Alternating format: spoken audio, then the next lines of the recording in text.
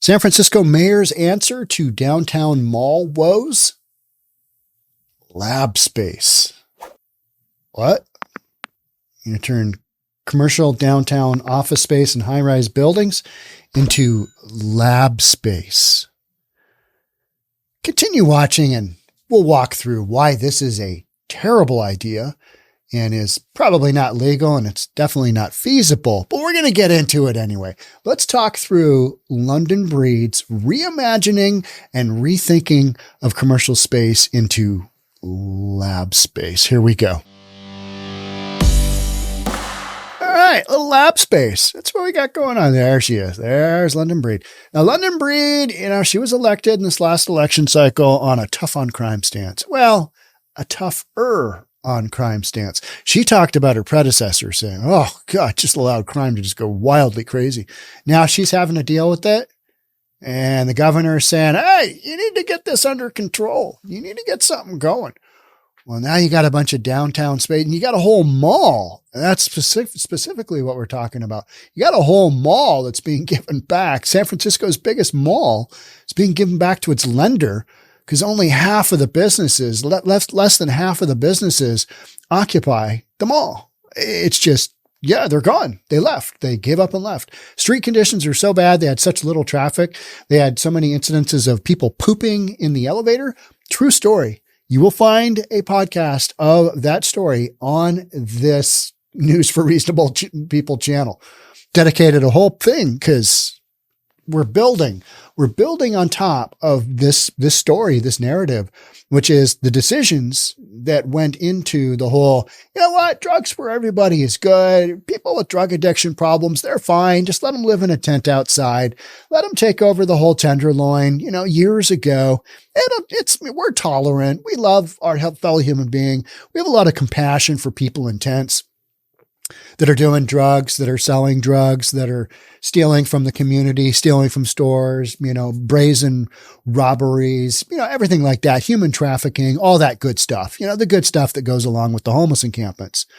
Yeah, we're tolerant of that for a long time, but businesses, hotels, commercial buildings, they do not do all that well with that type of influence outside their front door. I don't know if you knew this or not.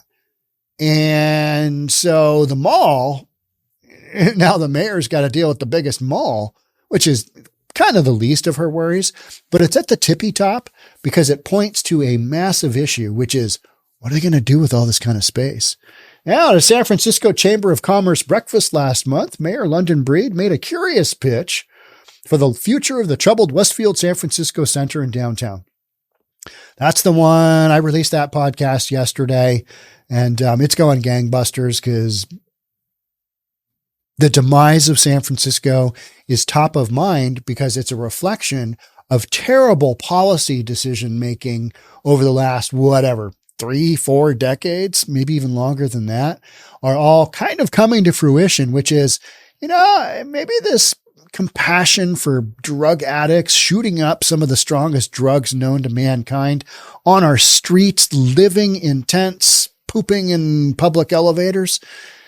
Maybe that's not what all the people want. I don't know. That's the discussion, and it's not, I don't know. Everybody knows that those are not conducive to normal people wanting to go shopping, rent a hotel room, do a hotel room, any of that stuff. Tourism and other parts of San Francisco are doing very well, just not the ones loaded up with homelessness the way the Tenderloin is. And so a lot of this stuff is in proximity to the Tenderloin, like the Westfield San Francisco Center in downtown. We have to look at Westfield Mall, not as a mall losing stores. Okay. Yeah, all right. I'm with you here, London. I'm with you so far, which probably most people didn't even shop in. Well, no, I think a lot of people shopped. It was a pretty popular mall back in the day. We have to look at it not as a mall losing stores and not as a place where most people didn't shop in, but as a place ripe for, you got it, reimagining. So it's a place that's ripe for reimagining, rethinking from science to technology to lab space, Breed said. Oh, we're going to turn a mall into lab space. That's genius. Now, what was the original intent? Retail shopping mall, multi-story. You think that might need a little retrofit? Let's keep going. She echoed those statements during a radio interview last week, noting the potential for the property, a 1.2 million square foot mall in the middle of Market Street, to be used by higher education. I have heard this pitch as well. I've heard, let's bring your university here. Let's put your 18 to 22-year-old daughters and sons right in proximity to the Tenderloin. I mean, what could possibly go wrong there? I don't see any issues with that whatsoever.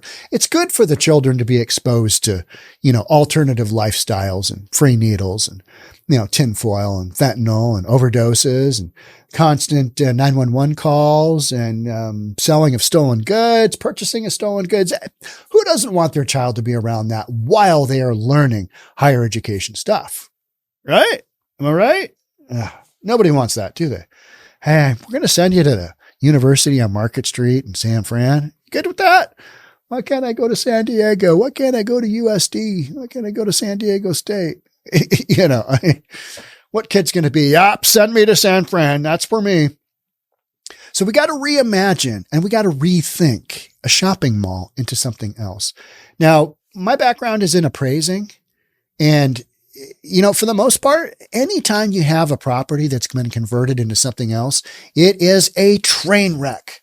And why is that? Because it takes so much money to take the original use and redesign it into whatever the next use is going to be, that all kinds of stuff just doesn't get done. It doesn't happen. It's just a train wreck. It ends up being this, quasi structure. And you're like, well, you didn't do this and you didn't do this. I know, too expensive. Can you believe that? So you're trying to make apples out of oranges, and it just doesn't work. Now you can. Now, if you absolutely destroy your apple and you plant that seed, and by that I mean construct new, maybe you can do it then, but you've already bought the land and the improvements, which had some value. So you're upside down unless you get the property basically for free. That's bottom line. That's what I've seen after 30 something effing years of appraising. That's just how it goes. You take a simple conversion. We used to have a 3-car garage here, but now we made it into a bedroom, a bathroom, and a recreation room. Did you get a permit for that? No, we've still got the front garage doors up. So the assessor man, comes by and thinks it's a garage. We actually got a bedroom in there, a bath, and a rec room. It's epic. Like, yeah, but you didn't get a permit. No. So it's not legal. Oh, huh. So then I got to call it finished storage space with a bathroom and this and give it no value. Because if it's not a legal use, it doesn't count for value. Somebody might pay for that value in a transaction. They might buy it and say, hey, it's a 5th bedroom and I got a rec room and a bathroom. Nobody knows. Great. I'll pay an extra 30 grand for that, 40 grand, 50 grand for that, whatever. But from a legal standpoint of, was it permitted? No, not so much. And so all the money that goes into these retrofits, it typically doesn't pencil. It doesn't make any sense. And then you've got traffic flow. You've got building seismic capability. You've got all of this other stuff when you have it for one use and you move it to another use, another zoning category entirely. It doesn't always just, we weren't meant to have these kind of uses in downtown. Period. Bottom line. But London Breed's got to come up with something, right? She's got to be able to point to that vacated shopping mall and go, here's what we're going to do. We're going to reimagine it and we're going to rethink of it from science to technology to lab space. She echoed those statements during a radio interview last week. Now, you got to remember, just because she got elected as a, mayor of San Fran, doesn't mean she has any background in, construction or real estate or business or whatever, right? Just none. So she's just reimagining, rethinking whatever comes to her mind, which is, we're all allowed to freely think. It's just when she puts a microphone in front of her, she talks to a lot of people, and she's got some jackass up in Seattle with a podcast kind of saying, it's not going to work. She echoed those statements during a radio interview last week, noting the potential for the property, 1.2 million square feet, to be used by higher education. In retrospect, the comments read as softening the blow of Westfield Mall's decision to give it back to the bank. Revealed days later to give up the property because of declining sales, foot traffic, and occupancy. Part of Breed's argument is that lab and research and development space have far lower vacancy rates than the broader office market. True. And the vast majority of vacancy, the high vacancy rates that we're seeing, are in downtown high-rise buildings, right? The retail, the suburban office space, which is more like medical and restaurants and think medical office for the most part, right? That's what the vast majority of commercial space is. That stuff in the burbs is doing just fine. It's not having the major issues because people are already in the burbs because they're no longer commuting into the downtown core. They're already there. They're home. They're eating teriyaki at their local teriyaki place. Those places are doing okay. They are, they're doing their grocery shopping. They're doing their dry cleaning, all near their home because that's where they're spending the majority of their time. Because now they're maybe back in the office 3 days a week, but a lot of firms aren't even there. I know Amazon is, I know Facebook is, and a handful of other companies are going that direction. And I know Jamie Dimon at Chase has said, we need your asses back in the office 5 days a week because this is what we're doing. He said something like that, but he's been, anti-office space for a long time. I know Elon Musk is like, you got to be back in. Martha Stewart, with Martha Stewart, you can't get everything done in 3 days at the office. You need to be there for a full week. It's like, okay, whatever, Martha, go make some soup. San Francisco's 1 million square feet of lab inventory pales in comparison with traditional life science centers like the Peninsula, 17 million square feet, or even Oakland, 7.8 million square feet. So, but is converting a major downtown mall into a science hub feasible? That is the word you're looking for. Is it reasonable? Is it legal? Is it feasible?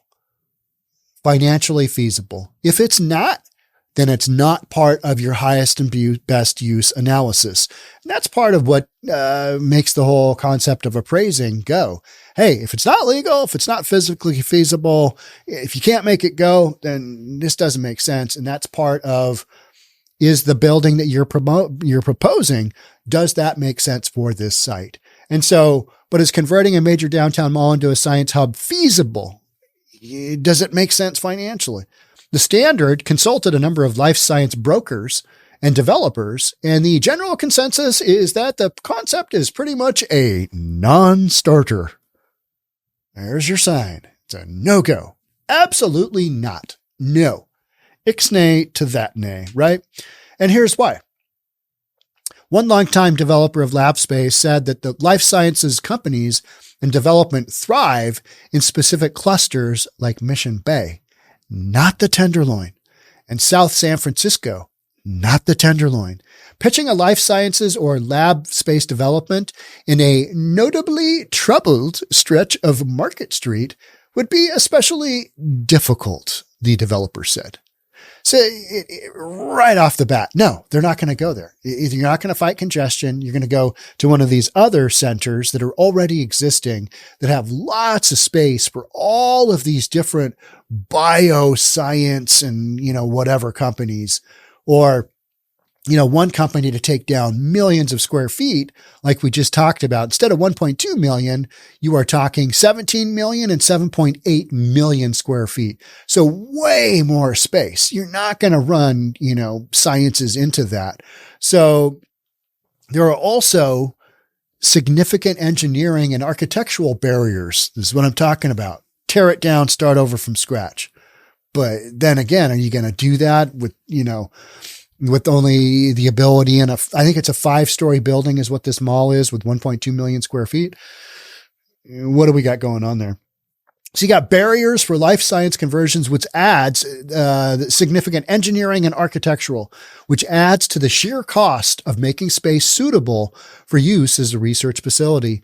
A life science conversions checklist put together by real estate firm Cushman and Wakefield includes criteria like high load capacities for heavy equipment. You think the mall has that? They got a docking bay for some heavy boxes, right? I mean, sweaters get heavy. Yeah, I'm totally making fun, but capacities for heavy equipment, not sweaters. Specialized HVAC. You got to have ventilation that is just insane.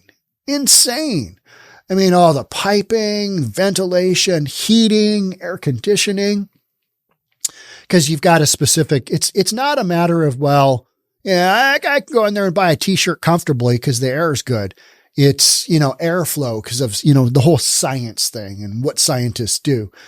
You got plumbing, water, gas, all your water draining out of the building, all of that stuff.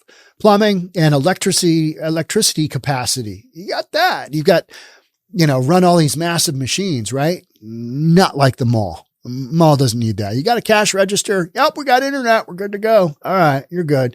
You got security? Well, yeah. I mean, we've been broken into 18 times, but yeah, we got a security system. That's about all I need in a mall, right? And I'm wildly simplifying, but compared to a biosciences building, that's what we're talking about. So you got plumbing, electricity capacity, as well as high floor clearances. Now you got to rebuild the whole damn mall, right? You got to rework all of those things we just talked about. It's cheaper to start from scratch. You can't do a retrofit. Does not work. Most retrofits do not work. Discussions of how to transform the declining mall have been in the works for years. And you will see this in all of these poorly run, Democratic-run cities. You'll see, we're going to take our downtown office space and we're going to make it into residential. Good luck with that. Have you seen what the process there is? And these are in cities that already have such onerous building, the ability to put up buildings and go through the platting process and the development process. It's already so onerous. California is already so onerous as far as that goes.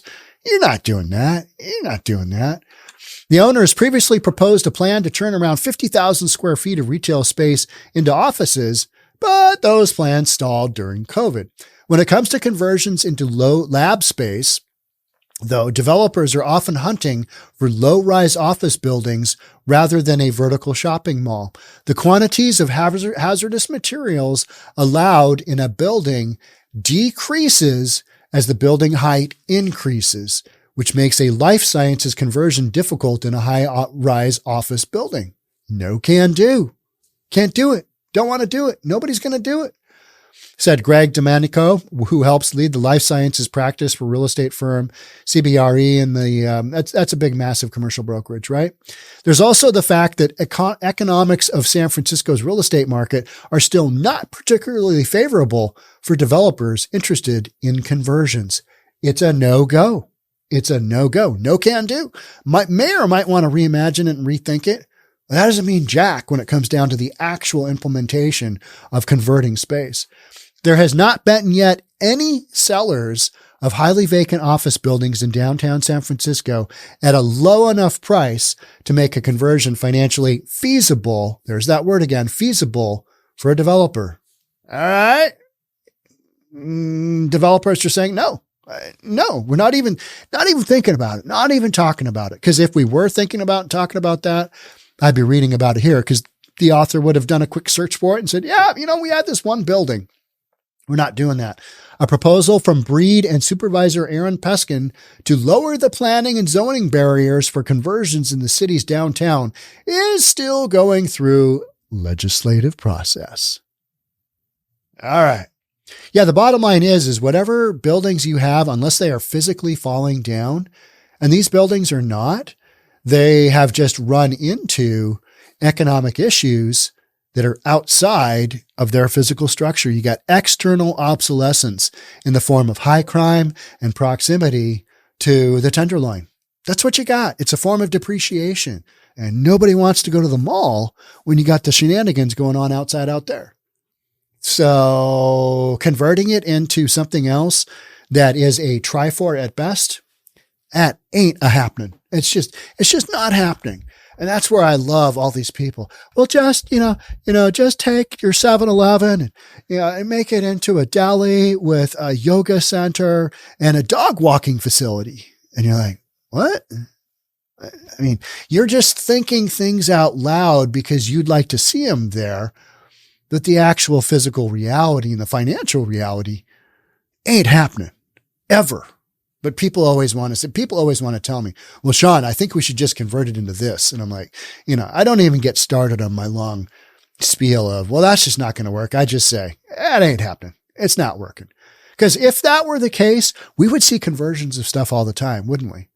But the bottom line is for the reasons we've talked about here, oftentimes it's too expensive and it's not going to happen. Getting a permit for this, retrofitting, doing all the planning, getting a permit for this, apples into oranges. And, it's kind of like having tampons for boys. I don't know if you know this, but boys don't menstruate. And they don't need tampons. So, there's some things where you got this and you got this. They just are what they are. And you need to figure out what is causing their depreciation on the outside. Go work on that. Go work on the tenderloin. Go work on cleaning that up. And you know what? This use, it'll become a viable use again. You get tenderloin cleaned up. Westfield Mall, it's back in business. Somebody will take a run at that, guaranteed. Because it's still San Fran, right? Just not in the condition it's in. People aren't going shopping there and, visiting the poop elevator. All right. That's it for me. Thanks so much for being here. I will catch up with you in the next one. Bye for now.